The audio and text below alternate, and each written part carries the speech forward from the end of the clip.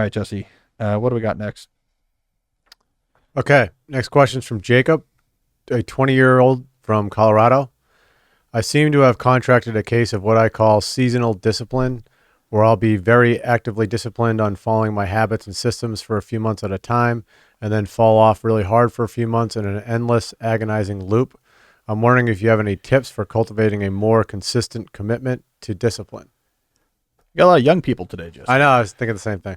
Makes us feel old. You know, when you were doing the Henson read, I was thinking, you haven't shaved in 2 days, and I was like, mine, I go back and forth a lot, but mine's white now. Oh, mine is too. Yeah. Yeah. I don't mind it. I don't mind it, but my beard is, it's salt and pepper. Yeah. But it's definitely white. And I can see it at my sideburns as well. Mm-hmm. Yeah. My hair is still mainly brown, but oh, that's coming. That's coming. We need to balance these 20-year-old questions. I'm telling you, Jesse. Next we'll get, I don't know, a 41-year-old question is going to be like a combination of wanting to know about tax filing.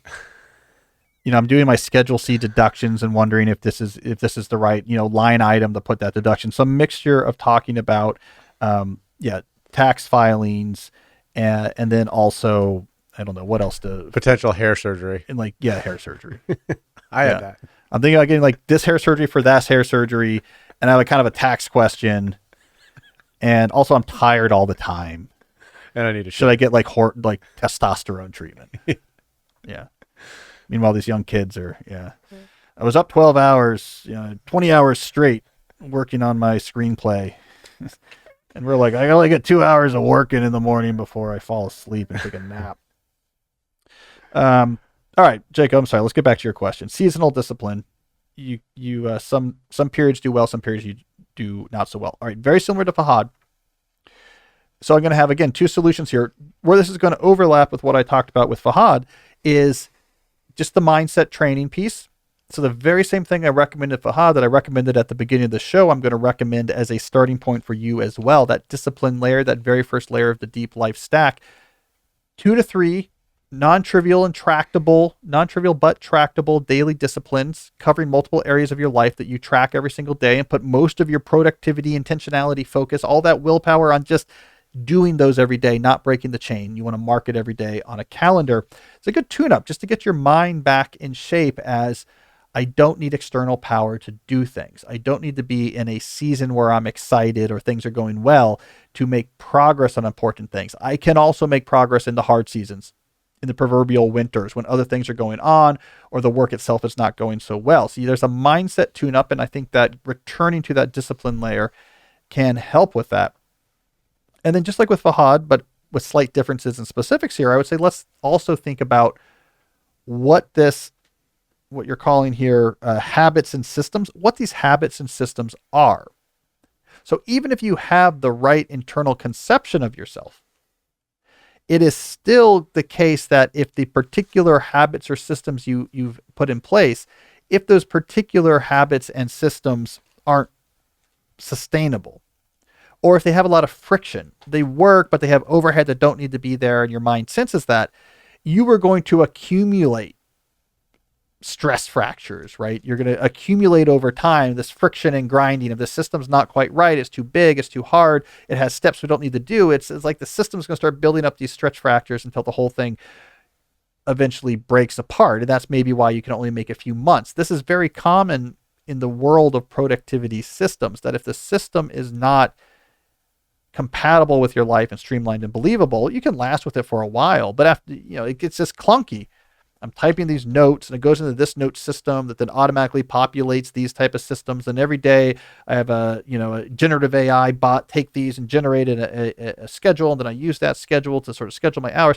These type of high overhead, high friction systems, they begin to just accumulate too much wear and tear until all of the gears get jammed. And then you just say enough with this and you fall back to doing nothing until doing nothing after a while gets you so stressed out or overwhelmed by being disorganized that you go and build a new system, and that starts generating friction until its gears mesh. And then that could also be the source of what you're seeing here.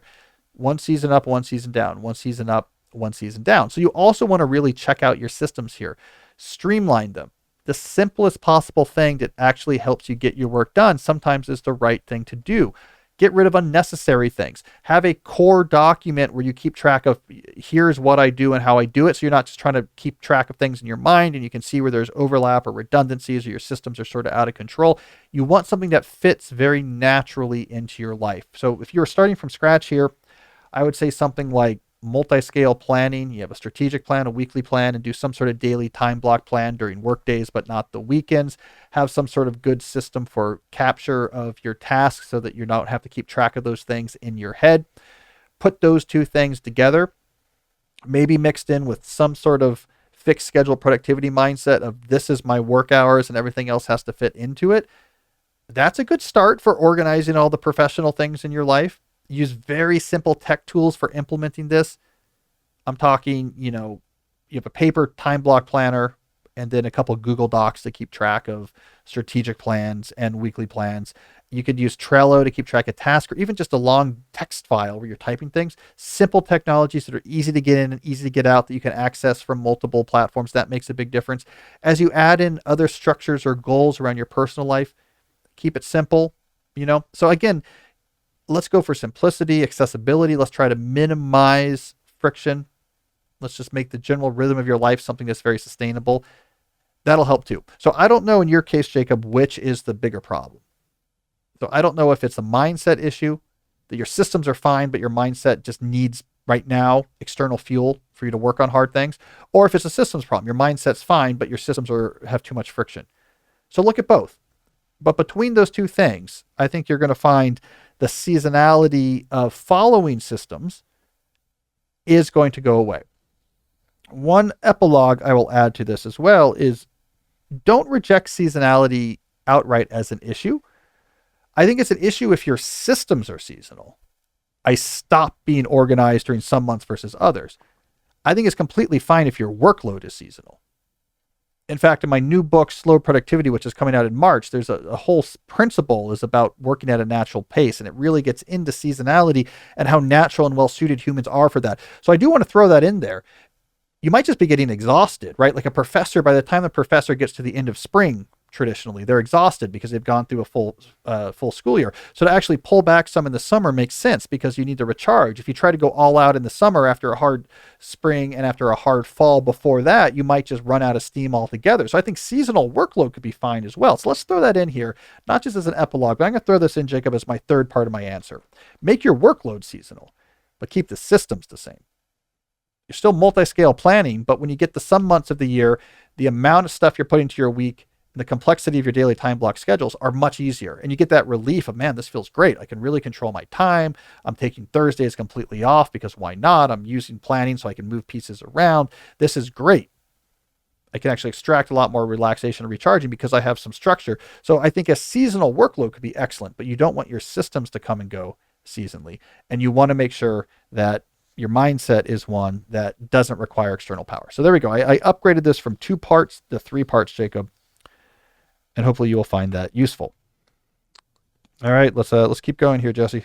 Yeah, and then the time management video on our YouTube channel is definitely something you should check out. Yeah, so look under Core Ideas is the playlist? Yeah. Right, so youtube.com/Cal Newport Media. Look at the playlist. There's a playlist called Core Ideas. There's one video titled Time Management where I talk about that multi-scale planning. Yeah, shows up right in there. It's a good place to start.